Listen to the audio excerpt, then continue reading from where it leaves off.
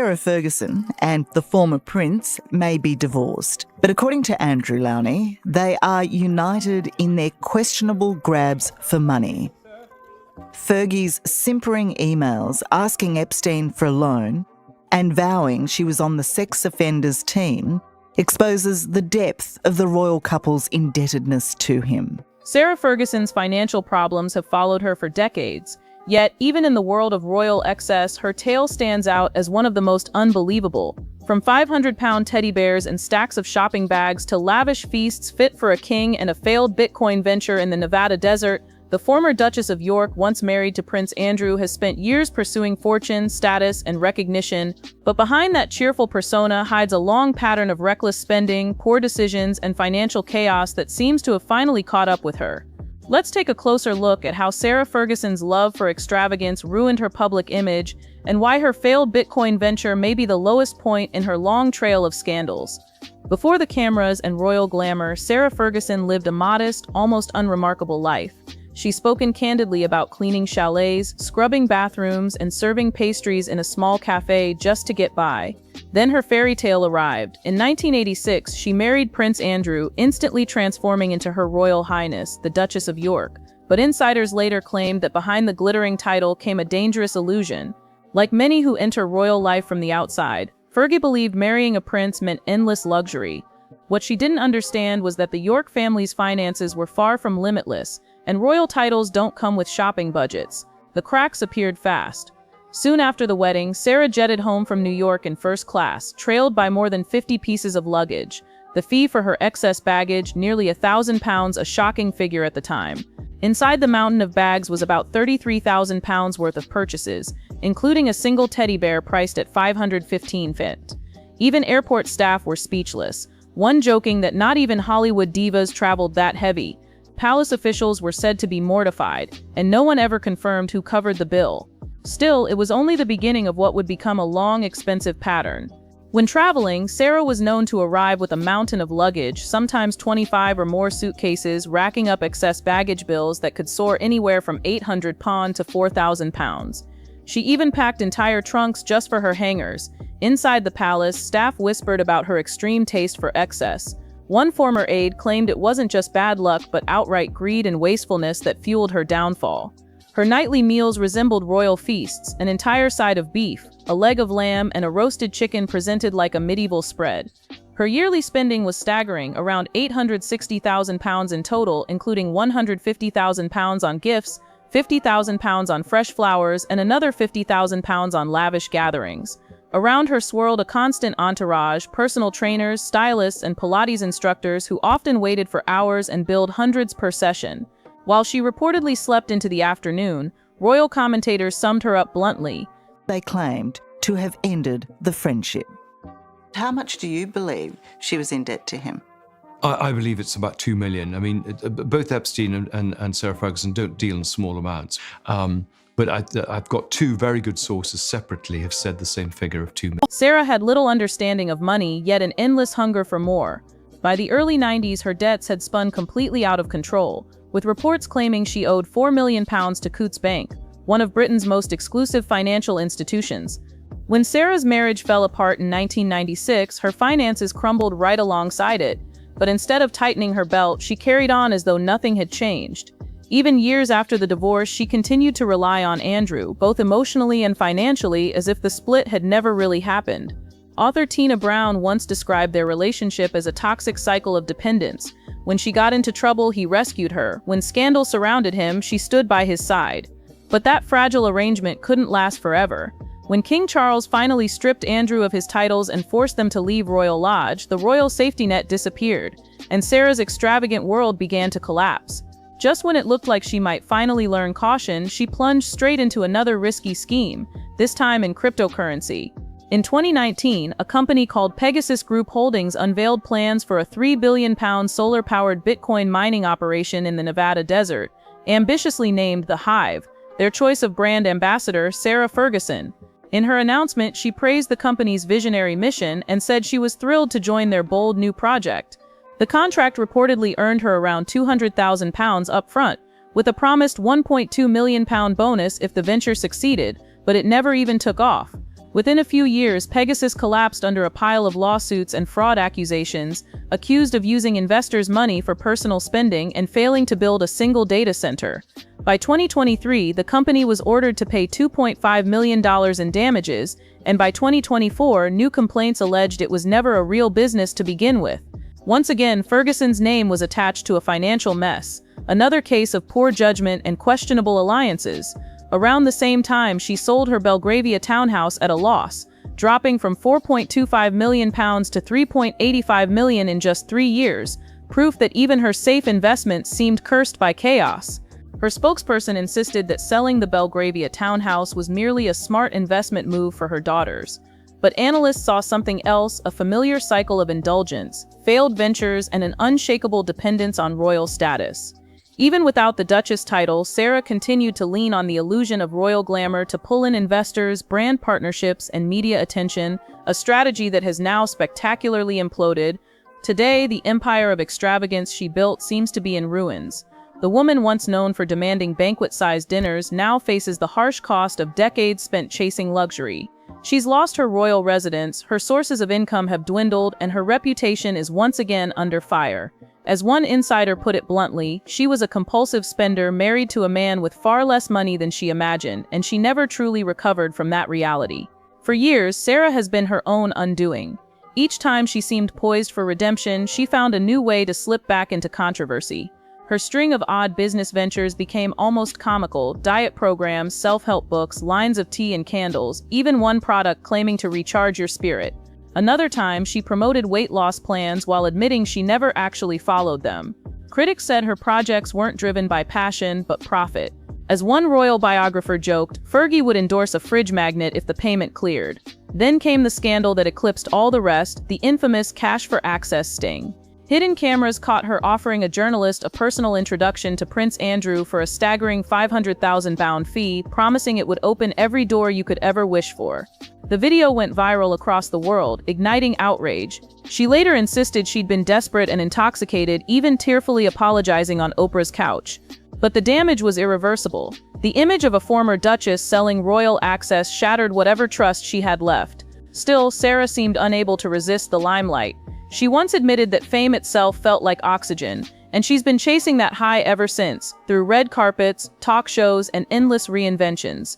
Behind that bright smile, insiders say there's always been a quiet insecurity driving Sarah Ferguson. She constantly measured herself against Princess Diana, the woman who captured the world's heart and whose legacy never faded. For Fergie, the public affection never quite matched. When she tried to rebuild her image as an author, writing children's stories and memoirs, critics accused her of once again monetizing her royal past. And though she often presents herself as the misunderstood Duchess, those who've worked with her tell a different story. Former staff have described her as impulsive and indulgent, saying she could switch from charming to impossible in seconds. Her love of luxury, they claimed, never really disappeared. Even during the period she insisted she was broke, she somehow managed to show up at exclusive events dressed in couture and surrounded by high-profile friends. Royal observers say her pattern has always been the same: charm the wealthy, secure the deal, burn the bridge, then reinvent herself once more. Lately, she's rebranded as a modern survivor, using podcasts and social media to promote messages of positivity and resilience. But the irony is hard to ignore: a woman preaching self-growth and discipline while her own finances remain in chaos. In recent years, Sarah has leaned heavily on her image as a cancer survivor, using her health battle to regain sympathy and reshape how the public sees her. Many praise her courage and openness about her illness, but some quietly question whether she's once again turning personal hardship into a publicity tool. Beneath the praise lingers the same mystery that's followed her for decades: money. After a lifetime of debt, unpaid loans, and failed business ventures, how does she still manage to live so lavishly? In one interview, when pressed about past scandals, she admitted to briefly accepting $40,000 in cash, before insisting she returned it immediately once she realized the situation was about to explode. Her defensiveness was palpable, snapping at the interviewer to delete that bit. Moments like these keep her under constant scrutiny. Insiders whisper that wealthy friends still quietly help her maintain her lifestyle, while others speculate she's working on a tell-all memoir that could trade royal secrets for another big payday. If history is any indication, Sarah Ferguson is far from finished. Every time she's counted out, she manages to claw her way back into the spotlight through controversy, reinvention, or sheer nerve. But with Royal Lodge gone, endorsement deals evaporating, and her credibility hanging by a thread, this comeback might finally be the one that doesn't stick. As one former royal aide put it, Sarah's true devotion was never to Andrew. It's always been to the life itself, and she'll do almost anything to hold on to it. In the wake of her health battles and endless reinventions, the real question now is this: what's next for Sarah Ferguson, and who is she really trying to convince? On the surface, her double cancer diagnosis may appear as the latest twist in a saga already crowded with headlines. But dig a little deeper and you'll uncover new dynamics quietly shaping her story. While previous chapters revealed her extravagance, her dependency, and her knack for reinvention, one underexplored angle remains: the transformation of her brand identity in the post-royal era and the growing tension between independence and legacy. With her title Duchess of York formally dropped and her social media presence stripped of royal cues, Ferguson is now being forced to redefine herself, not just as a former royal but as a woman trying to survive on her own image. This move isn't just symbolic, it carries a clear message: I'm no longer defined by the crown. Yet doing so comes at a cost: fewer endorsements, less built-in glamour, and a risky transition from royal fixture to ordinary celebrity. Meanwhile, her ties to Jeffrey Epstein, revived by resurfacing communications and the fallout that followed, continue to shadow her efforts to move forward. Former charity partners have quietly cut ties, reminding the public that even decades later, reputations built on controversy never really heal. Behind the polite interviews and polished smiles, the question lingers: is this a genuine reinvention or simply another carefully managed chapter in the ongoing Fergie narrative? Her daughters, Princess Beatrice and Princess Eugenie, have grown into their own lives, low-profile, polished, and strategically quiet. Insiders whisper that Ferguson's determination to re-enter public life has less to do with fame and more to do with legacy, ensuring her daughter's place in a system that has long sidelined her. Some say her latest ventures, podcasts, public talks, and potential memoirs are her way of rewriting history before someone else does it for her. In this phase, Sarah Ferguson walks a thin line between survival and spectacle. She's no longer the pampered duchess nor the scandalized ex-wife.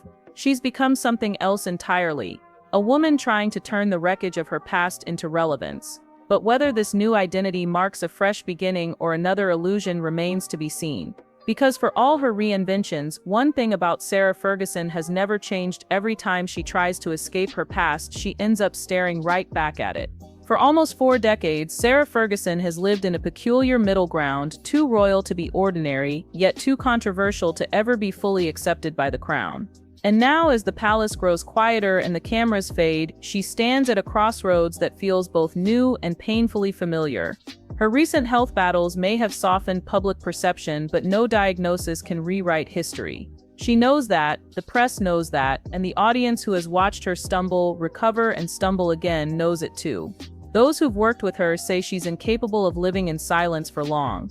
The calm makes her uneasy. Scandal, attention, and the adrenaline of reinvention, that's the rhythm she's known since her 20s. Every setback becomes an opportunity to pivot, every humiliation a platform for a new identity. It's why, even now, she refuses to disappear. Maybe her true gift isn't in royalty or business at all, but in her ability to survive the wreckage of her own choices. And yet, behind the interviews and podcast smiles, the contradictions remain impossible to ignore.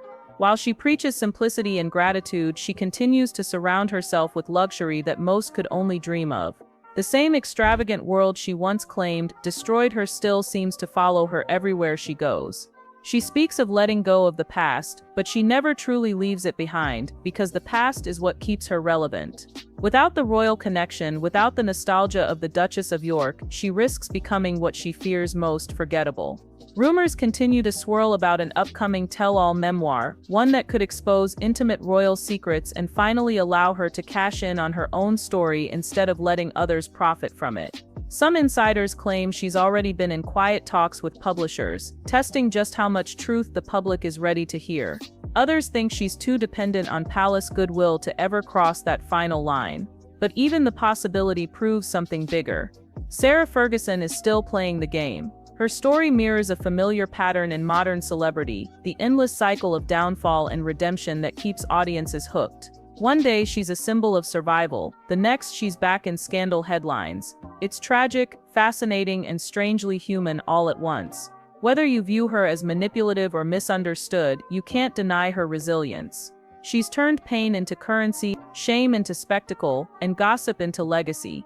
Few figures in royal history have fallen this hard, or risen this many times from the same ashes. So we circle back to the question, was Sarah Ferguson a victim of bad fortune or the architect of her own ruin? From diamond-studded parties to disastrous crypto deals, from royal banquets to bankruptcy rumors, her saga isn't just about greed or misjudgment, it's about the hunger for relevance in a world that never forgets your past. Perhaps her greatest addiction was never money or fame, but the performance of it all. Because even when the palace gates close and the fairy tale music fades, Fergie remains exactly what she's always been, a woman who refuses to stop being the story. And in the end, that might be her most dangerous talent of all.